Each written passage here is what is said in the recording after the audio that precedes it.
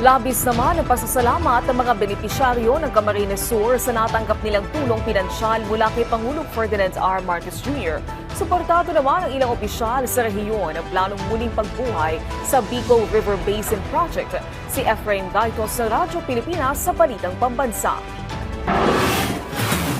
Bumuhos ang mensahe ng pasasalamat mula sa mga benepisyaryong naaabutan ng tulong kasunod ng pamamahagi ng presidential assistance para sa mga magsasaka at mangingisdang sinalanta ng mga nagdaang bagyo sa Albay at Camarines Sur na personal na ipinaabot ni Pangulong Ferdinand R. Marcos Jr. Sa Camarines Sur, labis ang pasasalamat ni Nanay Mirna de la Cruz mula sa Milaor, Camsur dahil malaking ginhawa ang pinansyal na tulong na ibinigay ni Pangulong Marcos upang makapagsimula silang muli. Malaking pasasalamat po sa ating government na nagkaroon po ng mga tulong. Maraming maitutulong po yan na pambili lamang ng mga lutuan ng pagkain. Si Nanay Nelly Flores naman na pangunahing kabuhayan ng pangingisda sa Calabanga, Camarines Sur, gagamitin ang kanyang natanggap na tulong pinansyal upang ipambili ng bagong lambat. Ay, bibilihin niyo po yan ng lambat na naman. Ipapagawa namin ng lambat, ang sakayan. Kasi kami lang dalawa, wala kaming anak. Sa Albay, abot langit naman ang pasalamat ni Ginoong Abner Quiapo na tubong Libon Albay dahil sa ipinaabot na tulong ni Pangulong Marcos. Ay, maraming salamat po inabot kami ng tulong ng ganito. Maraming pasasalamat namin na nakakuha kami ng assistant.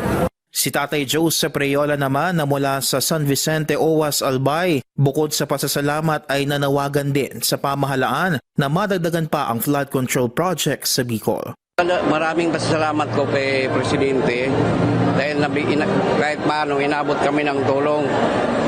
Yung balay namin malagyan ng flood control kasi yung tubig doon pag sobra-sobra. Maging ang ilang opisyal sa Albay at Camarines Sur lubos ang pasasalamat dahil walang patit ang ipinaabot na tulong ng pamahalaan sa mga lugar sa Kabikulan na pinadapa ng Bagyong Christine. Maraming pong salamat, Presidente, sa inyong pagbisita. Sana po matugunan ang mga pangangailangan ng mga farmers.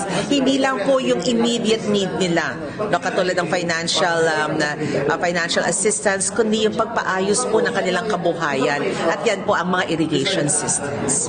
Suportado rin ng mga lokal na opisyal at mambabatas ng Bicolandia ang muling pagbuhay sa Bicol River Basin Project.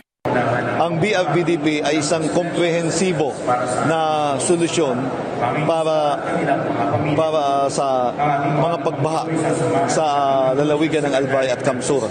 Higit sa pinansyal na tulong na ibinigay ng pamahalaan sa mga Bicolano, isang sinag ng pag-asa at katiyakan ng pagbangong muli ang inihandog sa mga nasalantang residente.